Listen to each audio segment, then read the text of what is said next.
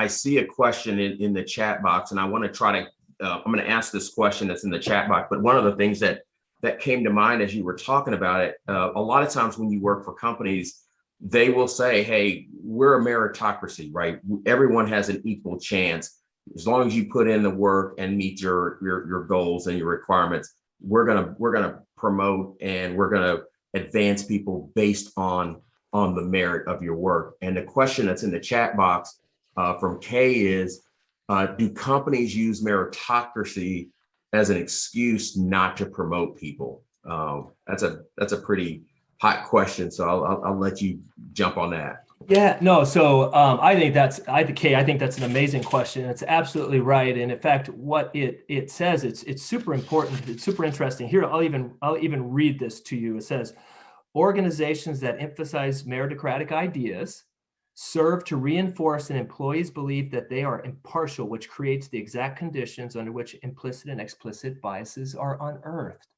So in other words, the answer to that question, in my opinion, is yes, because a company that argues that it's meritocratic in its principles, where, if you work hard, you'll be successful, there's no bias, it fools managers into believing that they're completely objective and they're part of this meritocratic system, and that people who are being promoted because they've earned it, and that bias doesn't come into play.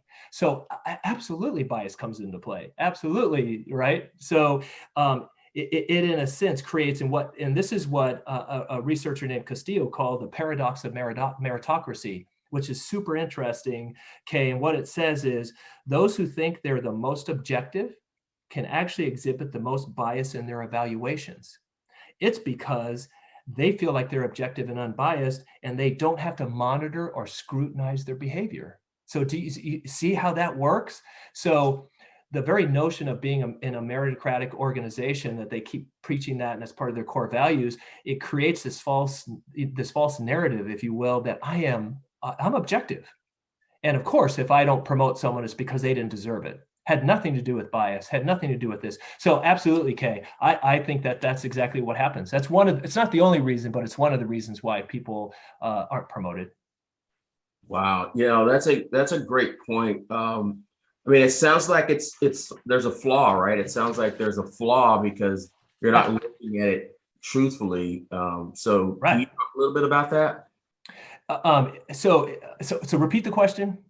So what you're talking about almost makes it sound like there's a flaw in when you're thinking about meritocracy and how you evaluate people, and how you think you're creating this equality and opportunity for everyone regardless. But given the fact that there's that bias that's there, which means the person's not really looking at it correctly, right. Almost feels like there's an impact that's going to happen on any of your inclusion efforts. And it just, does that tend to perpetuate the inequality in promotions and growth and advancement and all those things?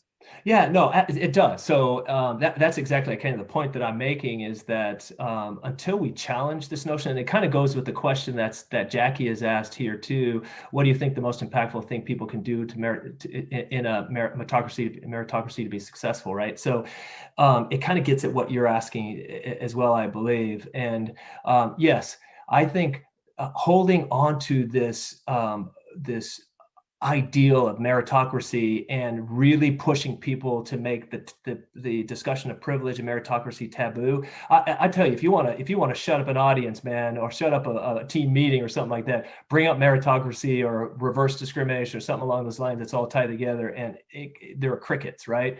And so, yes, holding on to this ideal, I think it just seeps its way into every one of those processes and structures, Cody, that you were talking about, whether you're talking about talent acquisition, talent management, promotions, review discussions, all that. If this overarching notion and ideal of meritocracy is just permeating and just being right around, everything that we do, because it makes us feel good about the decisions we make. It makes us feel good about how we've gotten what we've gotten and where we've gotten, right? And that the decisions we're making are correct.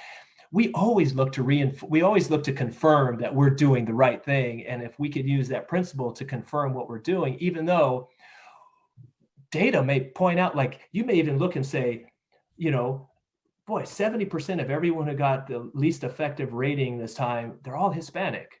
But it allows you to even justify something that's so glaringly wrong as that, to say it's just what they deserve and what they owned, right? So that's how I would answer, Cody, what you're talking about. And then Jackie, I think the best way to be, how people can do in a meritocracy to be successful, I think it's got to be a collective effort. No one person's going to be able to do it, but the best way to do it is to get your diversity specialists, your ID&E teams, your HR teams, your leaders, your executive, your business, to have the conversation about meritocracy and privilege, to own it, to make sure that they understand and recognize that bias does exist. Stereotypes do drive outcomes, right?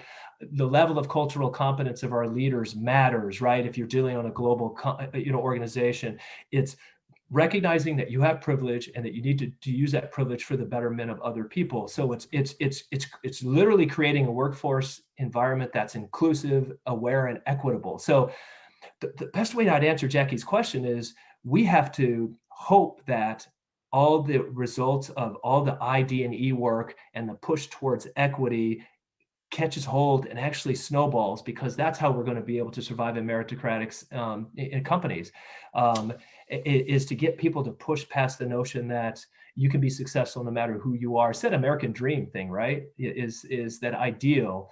It's like, no matter who you are, if you work hard, you can be successful. And I think they used to say everyone will have a house and a chicken in your pod and a car in your garage or something if you work hard. We've got to just recognize that that's not the case. So I think the other thing that I would say to Jackie, quite frankly, too, and this is the unfortunate nature of this topic too, is that for Black and brown people and women to be successful, and other minorities, right? So people who with disabilities, people who have various gender identities who are different from the norm, you have to be excellent, and you have to really do super well at what you do, and make sure that you have visibility, make sure that people recognize what you do. And you can't do that alone. It takes both half of the system of what I've talked about earlier. So I'd say to Jackie is, unfortunately, you have to really crank and show them that you have value, and have value, and hope that the system is being body blowed to the point where it becomes actually an inclusive environment. So hopefully she sees that it's a system of things to be done. It's not one thing that you can do. You are embedded in a system that needs to change for you to have success in the meritocratic organization. Does that make sense, Cody? Does that? Yeah. No, it makes all the sense in the world. It makes me think about, I remember when I would be growing up or join an organization, and I would always hear my parents would say, look, you've got to be 5 times better than the other people who don't look like you are. It's just part of what it is. But I never thought about it in this way. And it makes me go, I'm walking in thinking the playing field is leveled because I'm an expert in the field that I'm in. I've done great stuff, amazing, great experience. And that's the false promise of meritocracy, right? It's the notion that the playing field is level, and people hold on to that. And it's like, slavery's gone. It's been years, right? Women can vote. That's been years, it's all this kind of stuff. And people don't think about the lingering impacts of you could trace as an aside. I recently created a slide for tying slavery all the way through to what we see today about the angry Black male syndrome and the angry Black woman syndrome. So you literally have threads that you can actually see where that stereotype of the coon and the sambo and for women the sapphire and all that kind of stuff, that all threads to how Black men and women are perceived in the workplace today. That's not a level playing field. We're still dealing with the legacy of slavery even in the current workplace. You can trace the violence that you see towards Asians nowadays. You can trace that to exclusionary acts that happened because someone came up with this ideal of the yellow peril. We've got to be careful of the yellow peril, and so all of a sudden you have all these exclusion acts, and you can see how that traces to what's called the bamboo ceiling, right? Where Asian people are modeled minorities, right? But they still hit a ceiling, and they call it the bamboo ceiling. They can't get through. So Cody, no, right? It's like there isn't a level playing field still. We are still dealing with those institutionalized forms of discrimination and oppression that are rooted in slavery and illegal acts. And I mean, the playing field, even if you look at it today, and it get me all fired up about this question, like if you look at the playing field today, look at the voting, the voter suppression laws, the new forms of Jim Crow that are happening in Arizona, in Georgia, and other states around this. So that's not a level playing field, right? That is skewing the playing field to maintain dominance and power.